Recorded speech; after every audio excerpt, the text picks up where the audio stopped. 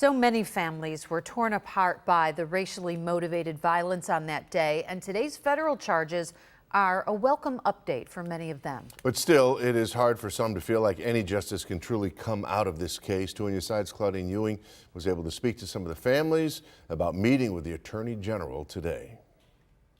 The store is not where some of the families wish to mourn, but down the street they met with the U.S. Attorney General inside the Apollo and learned details that will take this case to federal court. It's weird to see it in black and white. So that was kind of, I guess, the hardest part was reading in black and white, like on paper, exactly what was done. She's the daughter of Andrew Mackniel, the father who was in Tops buying a cake for his son's 3rd birthday. It was nice to be able to see exactly what he's going to be facing on the federal level.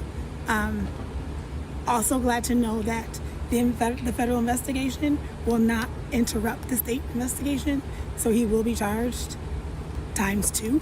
10 people killed, 3 wounded, many traumatized. 86-year-old Ruth Whitfield was the oldest victim.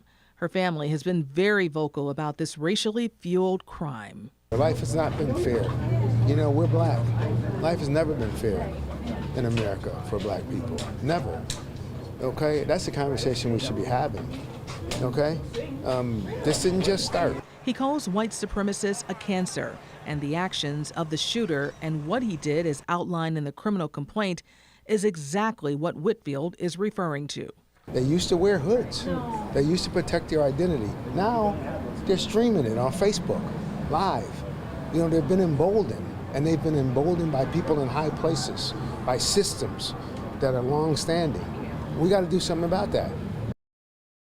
The family says they are not talking about the death penalty at this point. They just want to make sure that this case is prosecuted, and they want to make sure that it is prosecuted properly. So shocking and difficult to listen to, but so important that we listen to it and make sure that it sinks in. Yeah, as we mentioned earlier, it's a conversation that has to continue. So long it's been talked about in private circles. Yeah.